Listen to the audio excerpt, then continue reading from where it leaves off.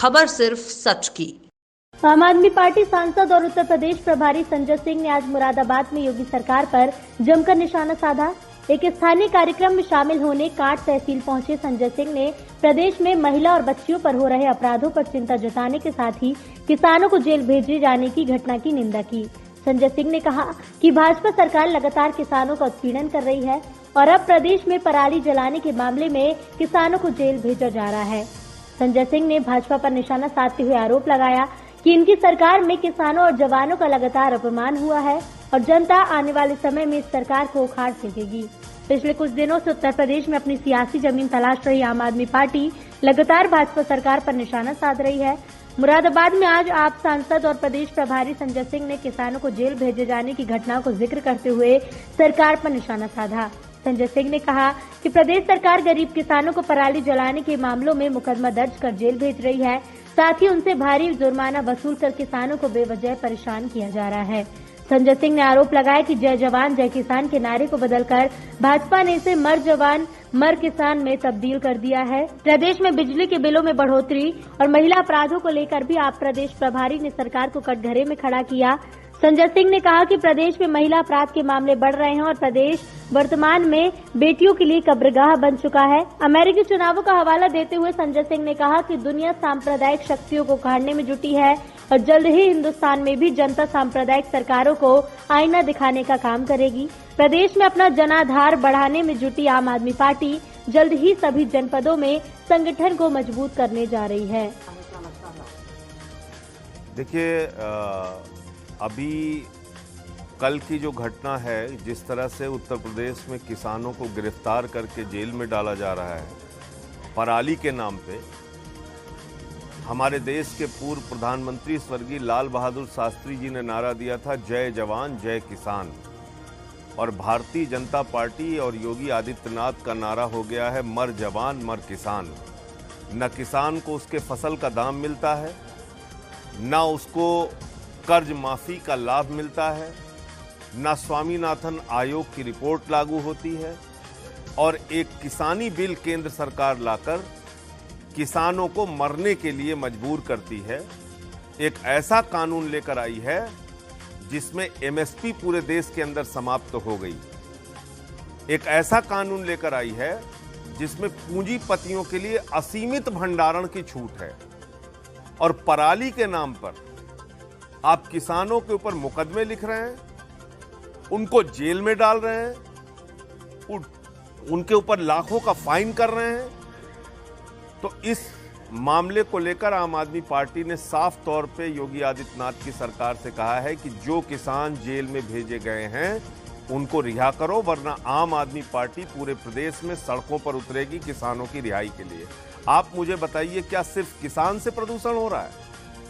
इतने बड़े बड़े पूंजीपति उद्योगपति हैं जिनकी वजह से प्रदूषण फैक्ट्रियों से फैलता है, उनके कितने किसान तो गिरफ्तार हो गए, कितने पूंजीपति और उद्योगपति का कॉलर पकड़ के गिरफ्तार करके जेल भेजा गया? तो पहली बात तो यह है, इस वक्त किसान उत्तर प्रदेश में बदहाली की मार झेल रहा है, एमएसपी न मिलने की वजह से रो रहा है, आत्महत्याएं करने को मजबूर है, नंबर एक। दूसरी बात, अगर हम लोग अपराधीकरण की करें तो आज उत्तर प्रदेश में आदित्यनाथ के राज को जंगल राज कहना भी शायद कम होगा, क्योंकि जंगल का भी अपना कुछ कानून होता है। उत्तर प्रदेश में मिशन शक्ति के नाम पर एक ढोंग चल रहा है, करोड़ों रुपए का प्रचार हो रहा है। और जब मैं आज आपसे बात कर रहा हूं तो देवरिया में एक पिता अपनी बेटी के साथ हुए छेड़खानी की शिकायत करने जाता है, उसको पीट पीट के मार दिया जाता है। चित्रकूट के अंदर दलित समाज की एक बच्ची के साथ गैंगरेप होता है, जब वो शिकायत करने जाती है, उसकी सुनवाई नहीं होती तो वो आत्महत्या कर लेती है। हाथरस का कांड हुआ, लखीमपुर खीरी का कांड हुआ, जौनपुर का कांड हुआ, बागपत का। पूरे उत्तर प्रदेश में मासूम बच्चियों के साथ बलात्कार की घटनाओं में इतनी तेजी के साथ वृद्धि हुई है, ऐसा लगता है कि आज बेटियों के लिए उत्तर प्रदेश आदित्यनाथ का राज कब्रगाह बन गया है। और इसलिए आदित्यनाथ जी को अब अपने पद पर रहने का कोई अधिकार नहीं है, उनसे कानून व्यवस्था संभल नहीं रही है, उनसे किसानों की समस्याओं का समाधान नहीं हो रहा है, उनको अपना पद त्याग देना चाहिए। ऐसा मुख्यमंत्री जिसके राज में कोरोना की महामारी में घोटाला हो। आपके बगल का जिला है बिजनौर, यहाँ पर 1600 रुपए का थर्मोमीटर 13,000 में खरीदा गया, 800 रुपए का ऑक्सीमीटर 5,000 में खरीदा गया। 800% कमीशन चल रहा है। भगवान राम का नाम आप लेते हैं, भगवान श्री राम ने, प्रभु श्री राम ने आपको यह शिक्षा दी है कि आप दलाली खाइए, कमीशन खाइए और महामारी में, आपदा में अवसर ढूंढिए। तो कुल मिला के आज प्रदेश की ये हालात हैं और इसी को लेकर आम आदमी पार्टी हर जिले के अंदर हम लोग जा रहे हैं और जनता को जगाने का काम कर रहे हैं, सदस्यता अभियान चला रहे हैं। आज अनुज जी अपने तमाम साथियों के साथ पिछले दिनों इन्होंने ज्वाइन किया था पार्टी और आज इनके यहाँ भी एक मीटिंग है जिसमें बहुत सारे लोग अभी यहाँ काट में जुड़ेंगे। बिजली एक बहुत बड़ी विकराल समस्या के रूप में उत्तर प्रदेश में सामने आई है। आप लोगों ने सुना होगा लाखों की संख्या में यहाँ स्मार्ट मीटर लगे और वो स्मार्ट मीटर स्कैम मीटर बन गए हैं। स्मार्ट मीटर 30% तेजी से भाग रहे हैं और पिछले 2 साल से लोगों के घरों में लगे हैं। तो 2 साल से 30% ज्यादा बिल आप हमसे ले रहे हैं और हमारा ही कॉलर पकड़ के हम ही को जेल में भेज देते हैं, हमारी बिजली काट देते हैं।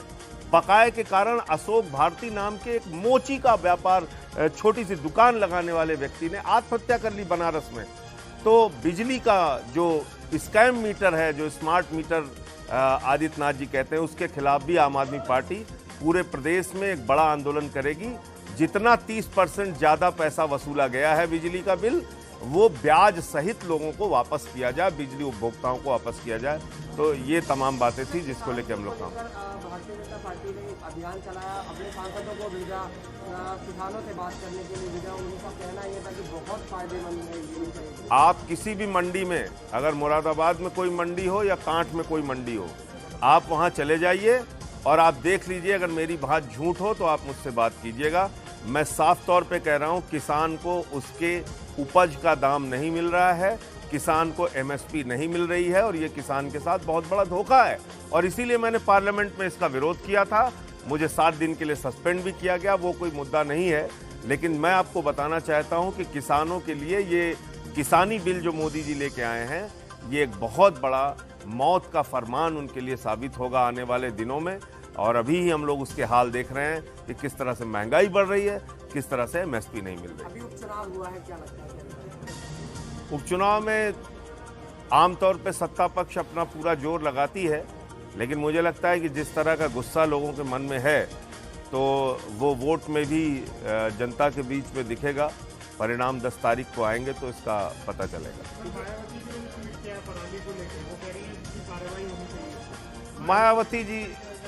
मायावती जी भारतीय जनता पार्टी की बी टीम है। मायावती जी के बारे में कोई बात करने का कोई अर्थ नहीं है। या भाजपा के बारे में बात कीजिए या मायावती के बारे में बात कीजिए, दोनों एक ही हैं। तो हाथी के सूंड में कमल का फूल चला गया है। अब वो उससे उनकी किसी प्रतिक्रिया या बात करने का कोई मतलब नहीं है। एक क्वेश्चन है।